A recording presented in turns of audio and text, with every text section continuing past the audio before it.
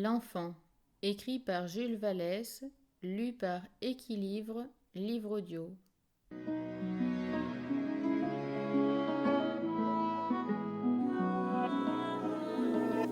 Chapitre 20.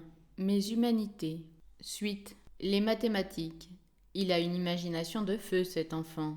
C'est acquis. Je suis un petit volcan, dont la bouche sent souvent le chou. On en mange tant à la maison. Une imagination de feu, je vous dis. Ah, ce n'est pas lui qui sera fort en mathématiques. On a l'air d'établir qu'être fort en mathématiques, c'est bon pour ceux qui n'ont rien là. Est-ce qu'à Rome, à Athènes, à Sparte, il est question de chiffres 1 minute? Justement, je n'aime pas faire des soustractions avec des zéros, et je ne comprends rien à la preuve de la division. Rien, rien. Mon père en rit, le professeur de lettres aussi. Je suis toujours dans les 6 derniers.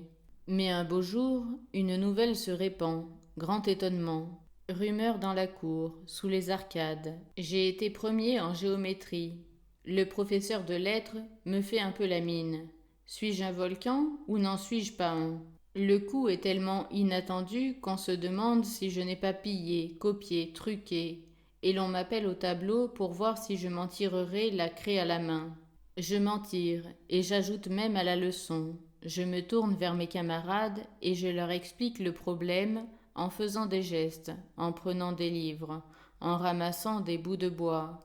Je roule des cornets, je bâtis des figures, et je ne m'arrête que quand le professeur me dit d'un air blessé: « Est-ce que vous avez bientôt fini votre manège? Est-ce vous qui faites le cours ou moi ?» Je remonte à ma place au milieu d'un murmure d'admiration. À la fin de la classe, on m'interroge. Comment as-tu donc fait? Quand as-tu appris? Comment j'ai appris? Il y a dans une petite rue une maison bien triste, avec quelques carreaux cassés qu'on a emplâtrés de papier. Une cage noire pend à la fenêtre du second, au-dessus d'un pot de fleurs qui grelotte au vent. Là demeure un pauvre, un Italien proscrit. La première fois que je le vis, je frissonnais, j'étais ému. Tout le passé de mes versions allait m'apparaître en chair et en os, représenté par un homme qui s'était baigné dans le Tibre. Tacite, Tite, Live, le cheval de César, la chèvre de Septimus, la torche de Néron.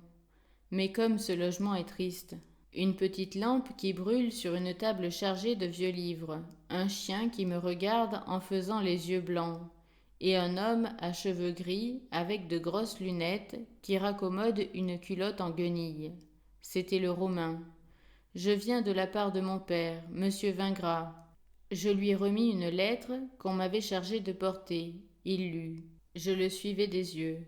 Quoi? Il venait de Rome? Il était du pays des gladiateurs, ce vieux tout gris qui avait l'air d'un hibou dans une échoppe de savetier et qui mettait un fond à son pantalon. C'était son vexillum à lui, et cette aiguille était son épée, ou donc son casque et son bouclier. Il a un tricot de laine. En regardant, je vis qu'il lui manquait 3 doigts à la main. C'était laid, ses bouts d'os ronds, et les autres doigts qui restaient avaient l'air de 2 cornes. Il trembla un peu en refermant la lettre. « Vous remercierez bien votre père, dit-il. » Il me sembla qu'il avait une tache brillante, une goutte d'eau dans les yeux. Il pleurait. Mais est-ce que les Romains pleuraient? Je commençais à croire qu'on s'était trompé ou qu'il avait menti. Il me tendait un petit livre. « C'est moi qui l'ai fait, dit-il.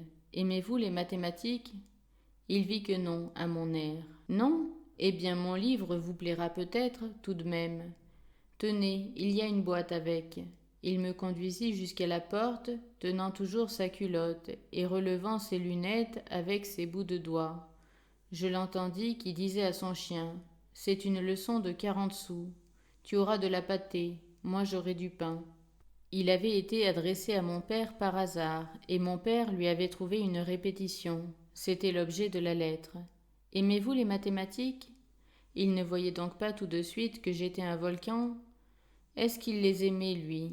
Est-ce que c'était une âme de teneur de livres, ce descendant de Romulus? Il n'avait vraiment rien du civis et du comilito, avec son pantalon et ses lunettes. Qu'y avait-il dans sa boîte? Des plâtres en tranches, et dans ce livre, des mots de géométrie. Le lendemain, un dimanche, au lieu d'aller chez un camarade, comme mon père me l'avait permis, je passais ma journée avec ce livre et ces plâtres. C'est le samedi suivant que j'étais premier. J'allais, tout joyeux, en faire part à cet homme, qui me raconta son histoire.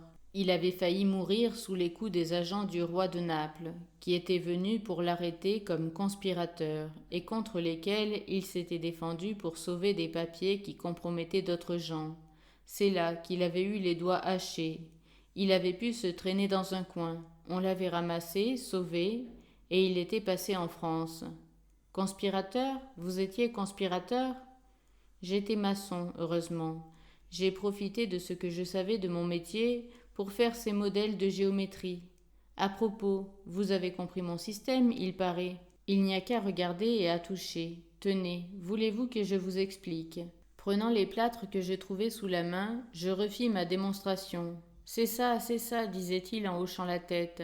On veut enseigner aux enfants ce que c'est qu'un cône, comment on le coupe, le volume de la sphère, et on leur montre des lignes, des lignes. Donnez-leur le cône en bois, la figure en plâtre, apprenez-leur cela, comme on découpe une orange. De la théologie, tout leur vieux système. Toujours le bon Dieu, le bon Dieu. Qu'est-ce que vous dites du bon Dieu? Rien, rien. Il eut l'air de sortir d'une colère.